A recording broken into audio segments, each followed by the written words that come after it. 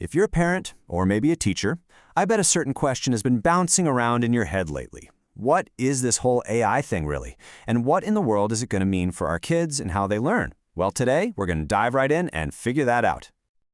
You hear this all the time, right? AI is the future. It's become this big catchphrase for, well, pretty much anything new and shiny in tech. And it sounds huge, maybe even a little bit intimidating, but it always feels like it's somewhere off in the distance. But here's the twist. That's not really the whole story.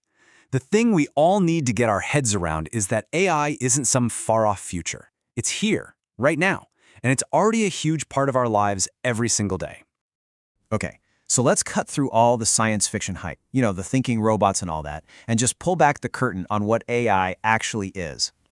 When you really get down to it, the idea is actually pretty simple. At its heart, AI is just technology that's been designed to learn from a whole bunch of information, and then it uses what it's learned to do some really useful things, like solving problems, finding answers to our questions, or even helping us come up with new ideas. And this is a really, really important point. It isn't magic. It's not some kind of all-knowing force that just thinks for itself. It's a tool that people built, and it only knows what we feed it. Seriously, think of it like a hammer or a laptop. It's something we made to help us get a job done. And the craziest part is, this tool is already woven into the world all around us, usually in places we don't even notice. It's kind of hiding in plain sight. So, let's play a little game. I'm going to show you a list of things you probably use all the time. Which of these do you think have AI working away behind the scenes? The answer? Yeah, it's all of them. Every single one.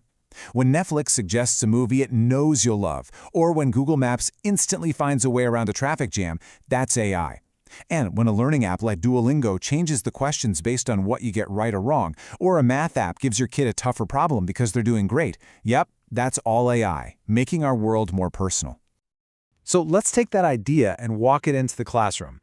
If AI can recommend a movie or find the quickest way home, what happens when it becomes a partner in your child's education? Well, it helps in three really powerful ways. First, it can personalize lessons so they're a perfect fit for each individual student.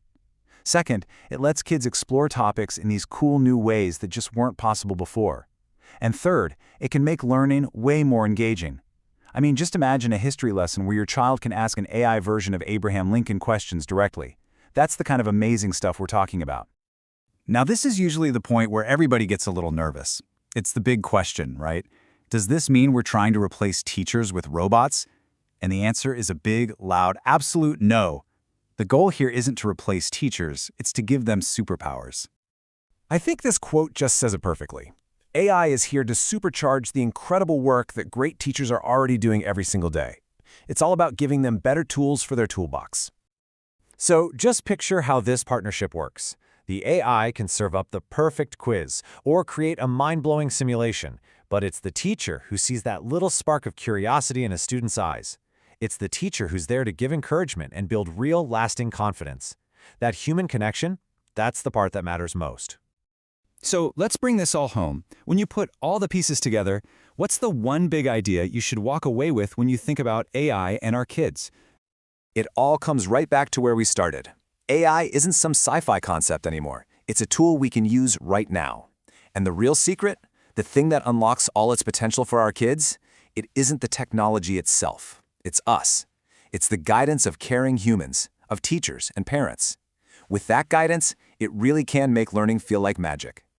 And that leaves us with the most important question of all. The technology is here. The potential is undeniable. So the only question left is, how will we guide it?